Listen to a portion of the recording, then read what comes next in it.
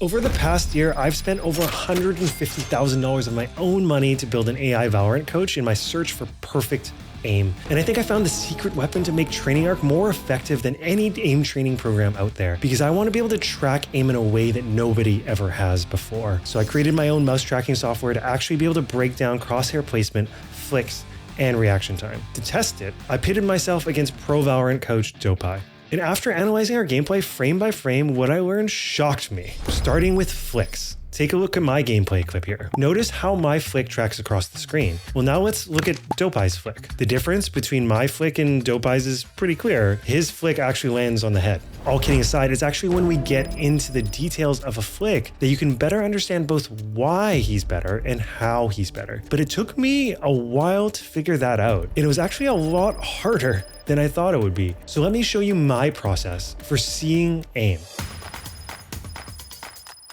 In a previous video, I analyzed every frame of Kayak and Primi's gameplay, two of the best Valorant players out there. What I learned from breaking down their gameplay was that even though they're playing the same game, the way they utilize the game's mechanics are completely different. Because of that, I had to separate how they play into smaller pieces that could actually be analyzed. It's the same for aim. So that got me thinking, what actually is aim? It's just moving your mouse as quickly as possible to be able to hit the enemy. In other words, making mouse adjustments to connect the game's crosshair to the target. So I thought, I'll just track mouse input and we can analyze that.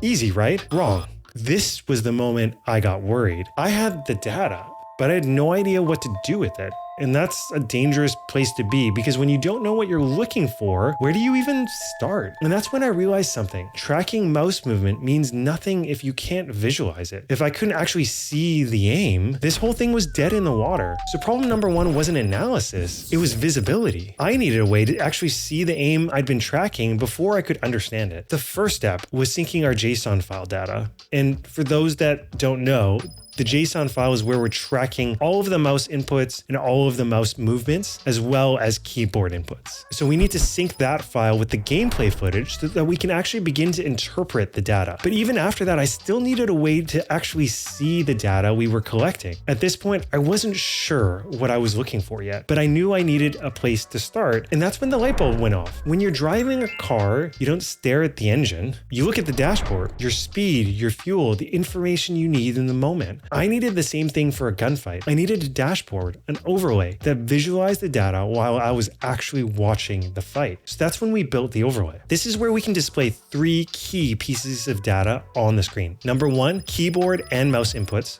Number two, velocity and acceleration graphs. And number three, the mouse trail. Each of these are critical to understanding what perfect aim actually is, but I'll explain why they're important in my analysis too. And a quick fun fact for my fellow data nerds out there, even though we're analyzing 60 FPS gameplay, our JSON file is actually pulling data 250 times per second, or 250 hertz. This means that we actually have 4 times more resolution for the input keylogger than we do actual input frames. Pretty neat, right? Anyway, now that we can see aim, we can start looking at Dopai's mouse movements and my mouse movements from our gameplay. So what did I find out? Well, as a player, the biggest win when watching this was awareness. I don't know about you, but when you've watched a gunfight you felt you should have won, you just kind of get annoyed at yourself that you lost. When I got to actually use the gunfight analyzer and really focus on the mouse trail, it really helped me see where I could have improved and what I did wrong. Visually, it just hits harder. More importantly, this made VOD review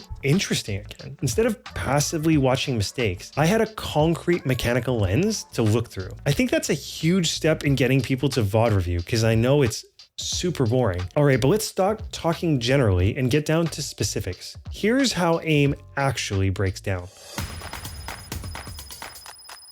Going into this, I was convinced speed would be the difference. How quickly you can flick and react. And it turns out speed matters, just not in the way I thought. So let's look at what mouse tracking is actually showing us. I noticed pretty quickly that we can break aim mechanics down into 2 key categories for analysis. 1, flicks, and 2, micro adjusts. Flicks are big mouse movements that prioritize speed, we're trying to cover a lot of area here, while trying to balance accuracy. Micro adjusts, by comparison, are focused on prioritizing accuracy because now we're moving a small distance, while trying to balance speed. For this video, I'm going to mainly focus on flicks as they're easier to measure, and I expect they'll tell me more about how I can improve as a Valorant player. There's more signal too. And as we know, Dopai is already better at flicks than me, but the question is, how exactly? Well, that's where we need to break flicks down further. A flick is characterized by a big acceleration to move the mouse quickly, then a huge deceleration to help stop the mouse. And then just after the deceleration, we see velocity peak and then come down. Honestly, I was already expecting Dopai to be better than me, but I wasn't sure how. With one exception, I knew his reaction time was going to be way faster. Boomer reaction times after all. And while that was kind of true, it kind of wasn't as well. So let's see how. For a flick, we're really going to break it down into 3 parts: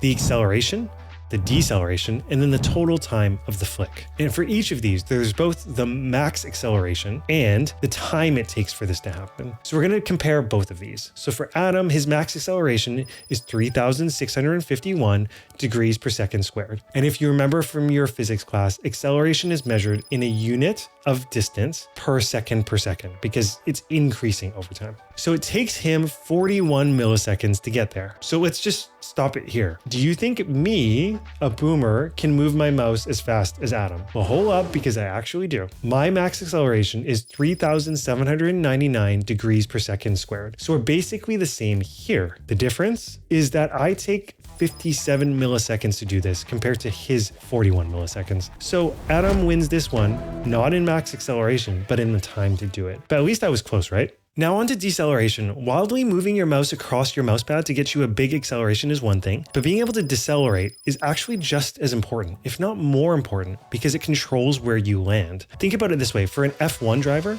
it's as important how much they brake or decelerate going into a turn as it is how fast they take the straight leading up to the turn. So for max deceleration, I topped out at a max deceleration of negative 6,462 degrees per second squared. Not bad, right? And a time of 104 milliseconds. This is almost double my max acceleration of 3,799 degrees per second squared. Pretty quick. But how does Dopai stack up? Well, here he wipes the floor with me. Adam's max deceleration is negative 10,500 degrees per second squared, and it took him 78 milliseconds. He decelerates 62% faster than me and in 26 milliseconds less. That's kind of crazy. So in terms of just mechanical proficiency, he clears me. As an aside, while a lot of people poo-poo aim trainers, I think this is where aim trainers can help people really refine their technique. If you're playing Valorant properly with good crosshair placement, these types of flicks are few and far between. And if they're not, well, then you got to work on your crosshair placement, my friend. But if you practice flicks and aim trainers, then when this situation comes up in a game, then you've had the mechanical practice to do this type of movement that you shouldn't be doing regularly in Valorant. Anyways, back to deceleration, clearly a win for Dopai. Now you might be thinking there's no way I'm better than Dopai in any of these categories, and you'd be right. So my total time of flick, which is the time of my acceleration plus the time of my deceleration, was 161 milliseconds. Dopai's, on the other hand, performed his flick in just 119 milliseconds. That's a 40 millisecond difference. Clearly, Dopai wins here. But that's not really what I'm looking to find out here. It's only in comparing myself to someone who has amazing technique that I can see where I'm lacking. This is my quest to find perfect aim after all. If I had already had perfect aim, there wouldn't be any need for this analysis or even training arc. And honestly, this is where I get super excited about this stuff, because if I do this analysis correctly, it should show me where I need to improve as a player. And the more I can understand that, the more I can build that into training arcs so we can begin to automate this, so we can get deeper and deeper insights. And so I want to acknowledge here both that I want to learn more and would like to be able to measure. So before I go any further, I want to be really clear about something. If I pretended this was definitive, I'd be lying to you. We're looking at one flick from me and one flick from Dopai. That's enough to point us in a direction, but not enough to declare truth. If we were comparing 100 flicks from each of us, we'd be in very different territory in terms of confidence. So think of this less as a conclusion and more as a signal about where to look next. But what's more interesting is what I want to learn more about. I want to see if we can better analyze path efficiency. How good and smooth / efficient are we at going from point A to point B in terms of mouse movement? Jitter and tension. Flicks are a mix of high tension, the flick, and then lower tension, deceleration and micro adjust. I wonder if we can measure that through the acceleration graph and the mouse trail. I haven't figured this out yet. At the same time, I'm sure this is something we'd need more flicks to analyze in order to find signal and not just noise. So let's come back to the scorecard. If you've been paying attention at all, you already know Dopai wins. Not totally surprising. But with that said, I discovered something massive here for my quest to find perfect aim. This all reinforces that my biggest leaks as a player are still crosshair placement and mouse control. I also realized how much deceleration matters, which isn't something I was explicitly training before. That's now something I want to isolate and work on directly, even in something like an aim lab scenario, focusing purely on stopping power rather than speed. I'm still flip-flopping on things like crosshair size, which tells me some beliefs are still underdeveloped or not grounded in enough evidence yet. But this gives me a ton of confidence in where to look to get better as a player, which is huge. And it tells me something even bigger about the direction for training arc.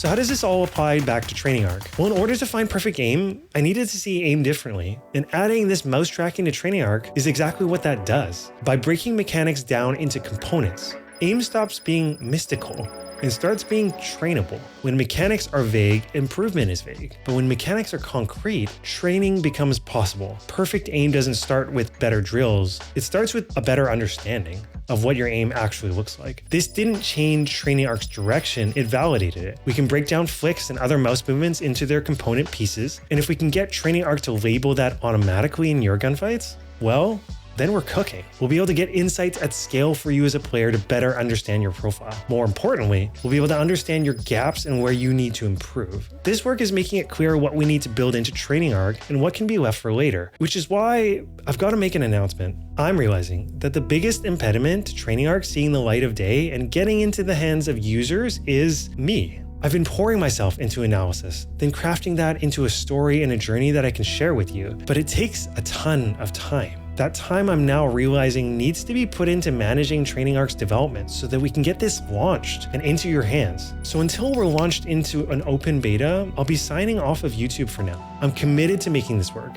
and getting this into your hands. So until this launches and is in your hands, this isn't goodbye, it's just goodbye for now. But in the meantime, if you want to learn more, watch this video here where you can see how I analyzed every single frame of Kayak and Primy's gameplay to understand their aim at a level that nobody ever has before.